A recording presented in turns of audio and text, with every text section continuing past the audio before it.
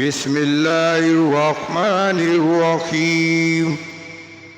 معاملات حضرت عمر فاروق رضی اللہ تعالیٰ عنہ۔ موضوع ہے مصالح حکومت۔ اعوذ باللہ من الشیطان الرجیم، بسم اللہ الرحمن الرحیم۔ معاملات حضرت عمر فاروق رضی اللہ تعالیٰ عنہ۔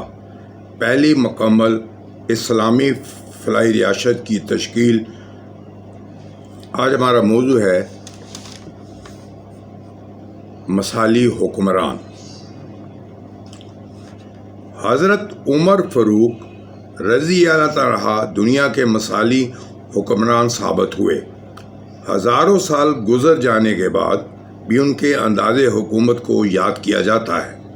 حضرت عمر فاروق رضی اللہ تعالیٰ نے حکمرانی کے جو اصول مرتب کیے، بعد میں آنے والے دنیا کے حکمرانوں نے ان اصولوں پر عمل کر کے اپنی ریاستوں کو کامیاب بنایا۔ حضرت عمر فاروق رضی اللہ تعالیٰ عنہ نے دنیا کی پہلی فلاحی ریاست کا ماڈل پیش کیا۔ ان کے دور میں اسلامی ریاست وسعت پذیر ہوئی اور مختلف سیاسی، معاشی اور سماجی مسائل سامنے آئے۔ حضرت عمر فاروق رضی اللہ تعالیٰ نے قرآن اور سنت کی روشنی میں ان مسائل کا حل پیش کیا۔ آپ نے آنے والی دنیا کے نظاموں پر اثرات مرتب کیے۔ آپ کے فلاحی ماڈل کو رہتی دنیا تک یاد کیا جائے گا۔ حضرت عمر فاروق رضی اللہ تعالیٰ کے دور حکومت میں پیش آنے والے مستند واقعات آپ کی مثالی حکومت پر روشنی ڈالتے ہیں۔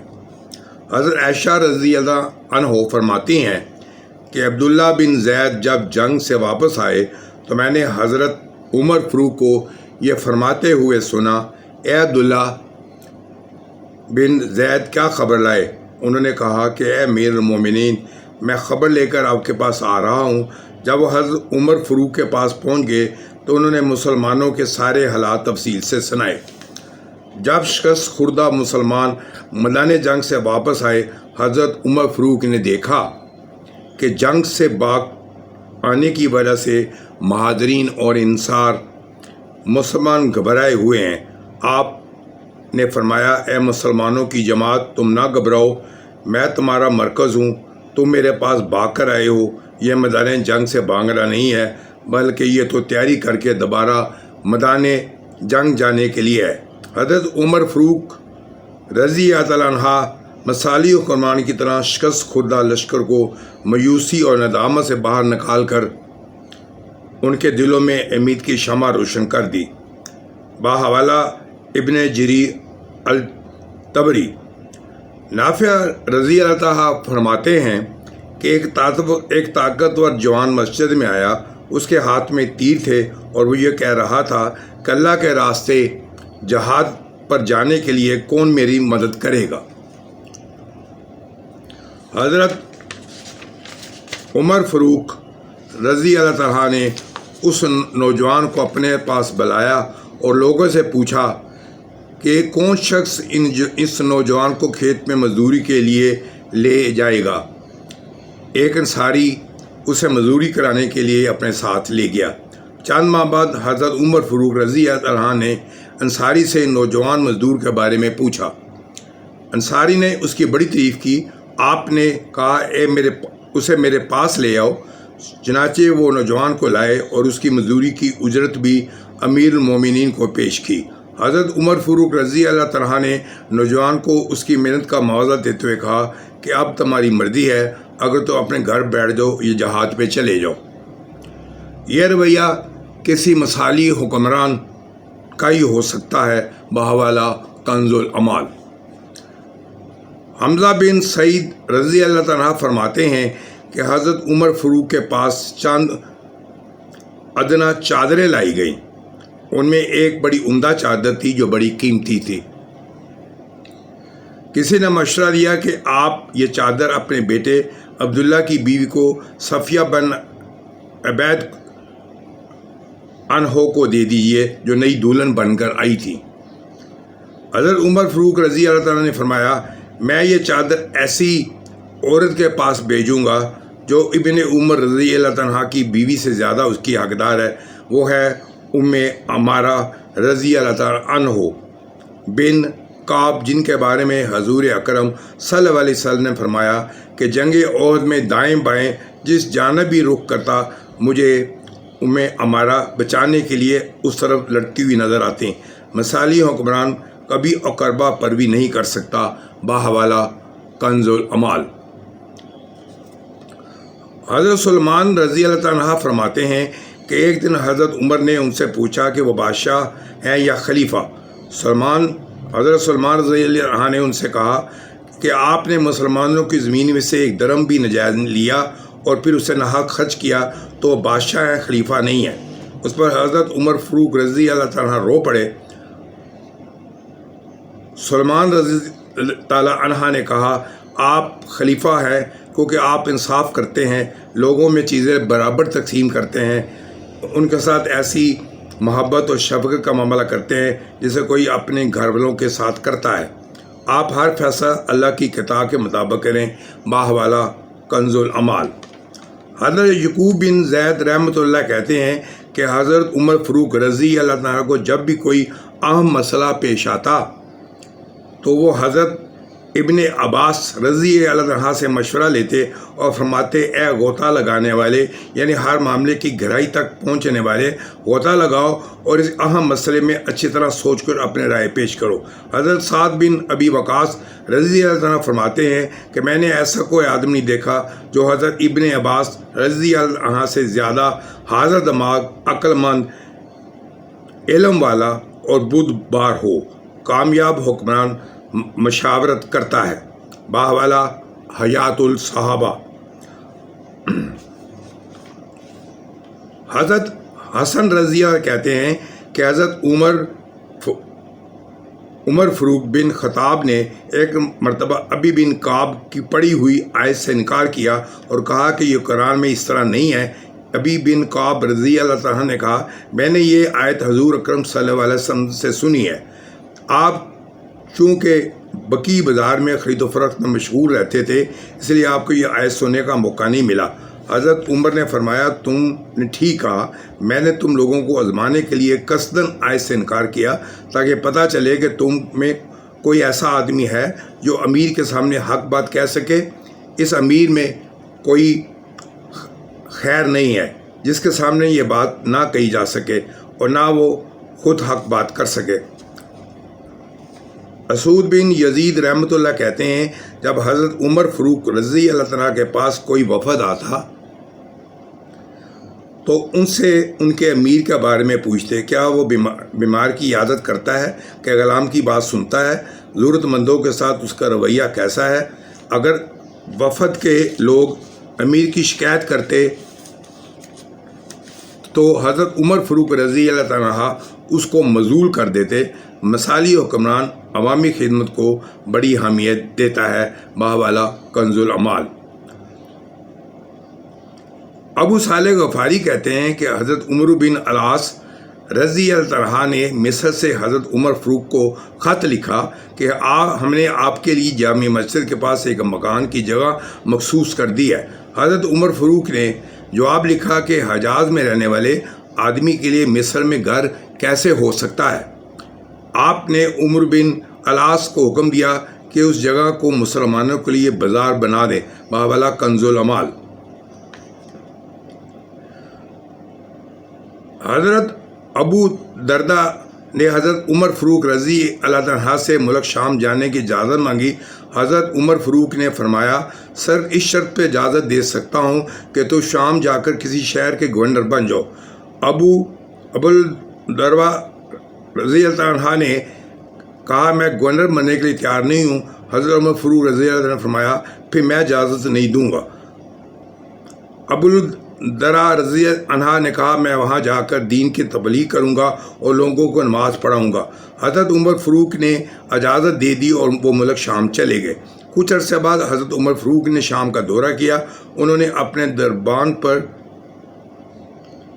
یرفا سے کہا کہ ہم یزید بن ابی سفیان کے پاس چلتے ہیں اور ان کے یہاں مجلس جمی ہوگی، چراغ جل رہا ہوگا، انہوں نے مال غنیمت سے ریشم اور دیپاج بچا رکھا ہوگا، تم ان سے اندر آنے کی اجازت مانگو گے تو وہ پوچھیں گے کہ تم کون ہو، پھر اندر آنے کی اجازت دیں گے۔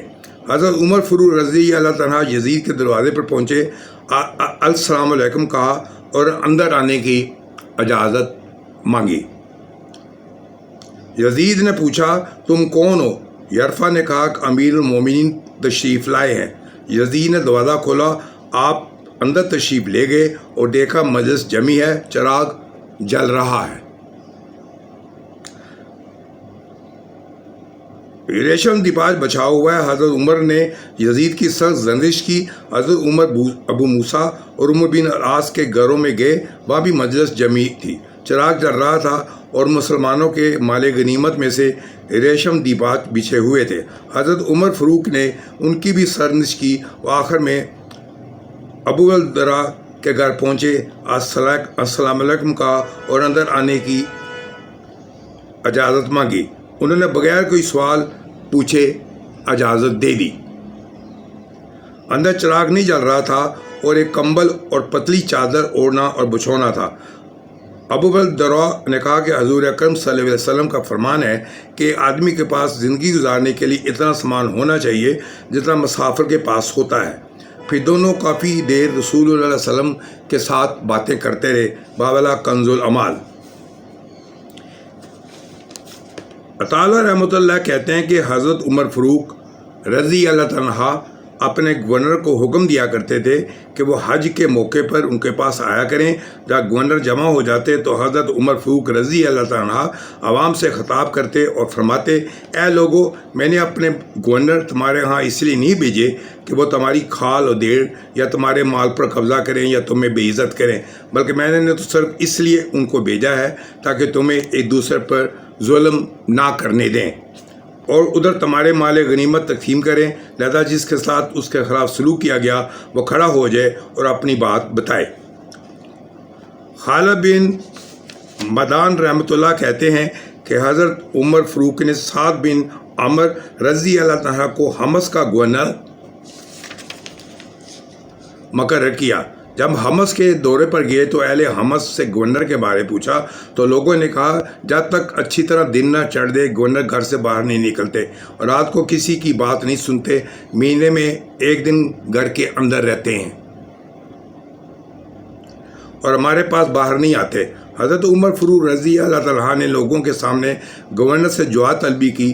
گورنر سعید بن عامر رضی اللہ تعالیٰ نے جواب دیا کہ میرے پاس کوئی خادم نہیں ہے، میں خود آٹا گوندتا ہوں، روٹی پکاتا ہوں اور کھانے کے بعد گھر سے باہر نکلتا ہوں۔ میں دن کو لوگوں کے درمیان رہتا ہوں اور رات کو اللہ کی عبادت کرتا ہوں، اس لیے رات کو کسی کی بات نہیں سنتا۔ مہینے میں ایک دن خود اپنے ہاتھوں سے گھر کا کام کرتا ہوں، کپڑے دھوتا ہوں، اس لیے گھر سے باہر نہیں نکلتا۔ حضرت عمر فاروق رضی اللہ تعالیٰ نے اپنے گورنر کی کارکردگی سے بہت خوش ہوئے اور ان کو گھر کے اخراجات کے لیے 1000 دینار بھجوائے۔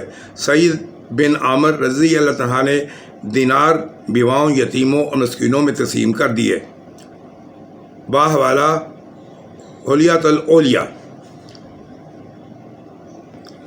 مالک بن اویس رحمۃ اللہ کہتے ہیں کہ حضرت عمر فاروق رضی اللہ تعالیٰ کے پاس روم کے بادشاہ کا قاصد آیا۔ حضرت عمر فاروق کی بیوی نے 1 دینار ہدیہ لے کر عطر خریدا اور شیشوں میں ڈال کر وہ عطر قاصد کے ہاتھ روم کے بادشاہ کی بیوی کو بھیج دیا۔ بادشاہ کی بیوی نے عطر کی شیشیں خالی کر کے جواہرات سے بھر دیں اور قاصد کے ذریعے حضرت عمر فاروق کی بیوی کو ارسال کر دی۔ حضرت عمر فاروق کی بیوی نے کچھ جواہرات بچھو نے رکھ لیے۔ حضرت فاروق رضی اللہ تعالیٰ کے گھر تشریف لائے تو انہوں نے جواہرات کے بارے میں پوچھا، آپ کی بیوی نے ساری بات بتا دی۔ حضرت عمر فاروق نے جواہرات بیچ کر 1 دینار بیوی کو دیا اور باقی دینار بیت اللہ میں جمع کروا دیے۔ باحوالہ حیات الصحابہ۔ حضرت ابن عمر رضی اللہ عنہ فرماتے ہیں کہ انہوں نے کچھ اونٹ خریدے اور ان کو چرنے کے لیے بیت المال کی چراگاہ میں چھوڑ دیا۔ جب خوب موٹے تازے ہو گئے تو ان کو بیچنے کے لیے بازار لے آیا۔ حضرت عمر فاروق رضی اللہ عنہ بازار آئے اور پوچھنے لگے کہ یہ موٹے اور اونٹ کس کے حق ہیں؟ کہ کس کے ہیں؟ میں نے بتایا کہ یہ اونٹ میرے ہیں اور میں نے خریدنے کے بعد ان کو بیت المال کی چراگاہ میں چھوڑ دیا تھا، اب ان کو فروخت کرنے کے لیے بازار لایا ہوں تاکہ منافع کما سکوں۔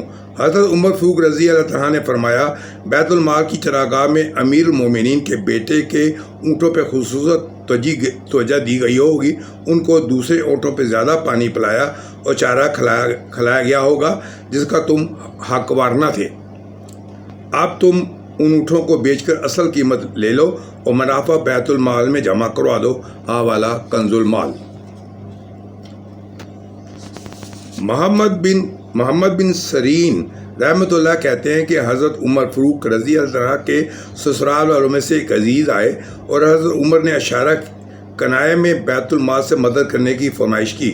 حضرت عمر فاروق نے ان کو ڈانٹ دیا، فرمایا تم چاہتے ہو کہ میں اللہ کے سامنے خائن بادشاہ بن کر پیش ہوں؟ اور اس کے بعد انہوں نے ذاتی مال میں سے 1000 درہم دیے۔ بحوالہ طبقات ابن سعد۔ افتادہ رضی اللہ عنہ فرماتے ہیں کہ حضرت عمر فاروق رضی اللہ عنہ فرمایا، اگر میں چاہتا تو سب سے زیادہ عمدہ کھانا کھاتا اور نرم کپڑے پہنتا، مگر میں اپنی نیکیوں کا بدلہ یہاں پر نہیں آخرت میں لینا چاہتا ہوں۔ جب شام سے حضرت عمر فاروق کے لیے عمدہ کھانا آیا تو آپ صلی اللہ علیہ وسلم آپ نے فرمایا کہ ہمیں تو عمدہ کھانا مل گیا، مگر وہ مسلمان فقراء جن کو پیٹ بھر کر جوں کی روٹی نہیں ملتی ان کو کیا ملے گا؟ حضرت عمر بن ولید رضی اللہ عنہ نے کہا، ان کو جنت ملے گی۔ یہ سن کر حضرت عمر فاروق کی آنکھیں پرنم ہو گئیں۔ فرمایا، ہمارے اس میں دنیا کا یہ مال و متاع ہے، اور وہ جنت لے جائے تو وہ ہم سے بہت آگے نکل گئے اور بہت فضیلت حاصل کر لی۔ بحوالہ حیات الصحابہ۔ خواتین حضرات، یہ ابھی موضوع مسالی حکمران ابھی جاری ہے، انشاءاللہ تعالی کل اس کو مزید آگے بڑھائیں گے۔ کل تک کے لیے خدا حافظ۔ اللہ تعالیٰ آپ کا حامی و ناصر ہو۔